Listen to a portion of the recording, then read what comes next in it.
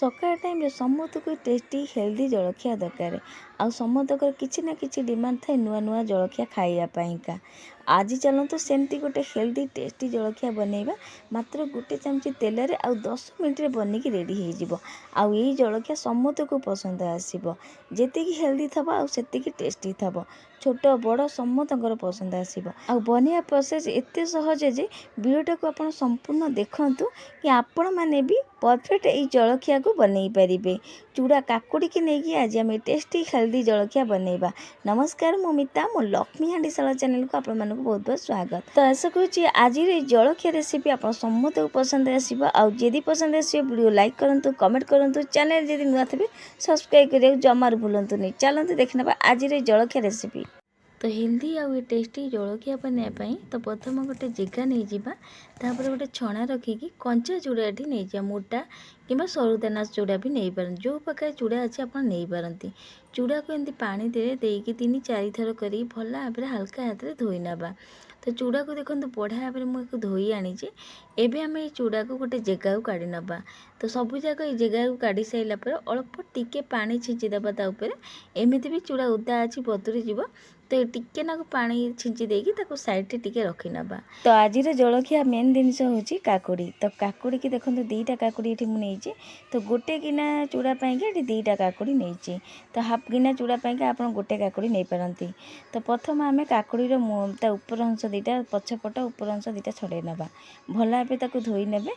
एबे आको आम चोपा छड़ेबानी चोपा लगी थब से भाई एमती गेटे घोरी नेब। गेटर जो मोटा पट अच्छी बड़ पटा से पटे घोरबे बेसी सरू कर घोरबे। देखो काकुड़ी के ये बढ़िया भाव घोरी सारी ये आम काकुड़ी घोरा सर जाए साइड टिके रखा। चूड़ा देखो बहुत बढ़िया भाव बतुरी सारी एवं जो काकुड़ी आम घोरी सबू जाक काकुड़ी गुराक चूड़ा को देदेबा। सांगे ये गोटे नड़िया माने फाड़े नड़िया कोरा ये आम दबा पूरा फाड़े नड़िया कोरा ये फ्रेश नड़िया कोरा ने जदि नाई कोकोनट देसी कोकोनट टाकू नहीं पारती किंतु फ्रेश नड़िया नेले बहुत बढ़िया लगे जलखिया। 2टा को देकी चूड़ा सहित बढ़िया भाव में मिसई नवा। एवं आपको आम टिके साइड रखा गैस रे कड़ई बसैकी से अल्प गोटे चामच खंडे तेल देदेबा।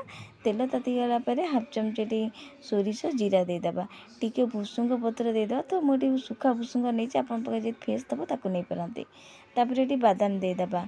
तो यहाँ मुठाए बादाम हम नहीं कंचा बादाम अदा कंचा लंका देदेबा सांगे ये पियाज देदेबा। आपण पियाज न देकी भी जलखिया करें। तो आउ सब जिनस स्किप करेंगे आउ कि पियाजटा को आप चाहिए जब स्किप करें सब जिनस सेम रहा। तो ये देखो भल भाव ये सब भाजी हो सारापर टिके ना हल्का भाजिला ये आम बुट डाल देदेबा। बुट डाली दबा को मुझे भूली जाइए पुणी तो बुट डाल दे दूँगी गोटे चिमुटा हेंगू ये देदेबा। बुट डालटा आप आरंभ देदेवे तो मोर मन नाला मुझे पछरे देदेली। तो टिके ना गोटा बढ़िया भाव भाजीदबा बुट डाल यही जो भाजी होपर आम जो चूड़ा नड़िया काकुड़ी आम गोलैकी रखीलु ताको ये देदेबा। सबू जाक देकी एवं गैस फ्लेम कम करके बढ़िया भाव में मिसई नवा। छुंक देकी बढ़िया भाव में मिसई नवा। तो ये देखो बढ़िया भाव में जमी मिसई ना सब चूड़ा जमी बढ़िया भाव में मिसईज। तो सब जिनस को भल भाव में मिसेबे छुंक सहित जमी चूड़ा काकुड़ी नड़िया बढ़िया भाव में मिसईज। तो ये मुझे गोटे गिना चूड़ा 2टा काकुड़ी नहीं फाड़े नड़िया नहीं मुठाए ये चिना बादाम नहीं कंचा चिना बादाम। तो ये आप पियाज न देकी यहाँ बनई पारे बिना पियाज रे बनई पारे किंतु आउ सब जिनस सेम रहिबो। तो ये देखो स्वाद अनुसार लुण फाड़े लेंबू रस ये निश्चिंत देवे लास्ट को ये सब जिनस देकी पुणी को भल भाव में मिसई नवा। सब जिनस भल भाव किसी समय एमती मिसई ने जमी सब जिनस भल भाव में मिसईज। लास्ट को कटा धनिया पत्र देदेबा।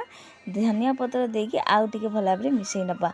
तो ये आमर झटपट बनी जाऊवा ये चूड़ा काकुड़ीर जलखिया रेडी हो सारी। आप देखिपे केते सिंपल यहाँ बनइबा मात्र गोटे चामच तेल रे यहाँ बनी जाए।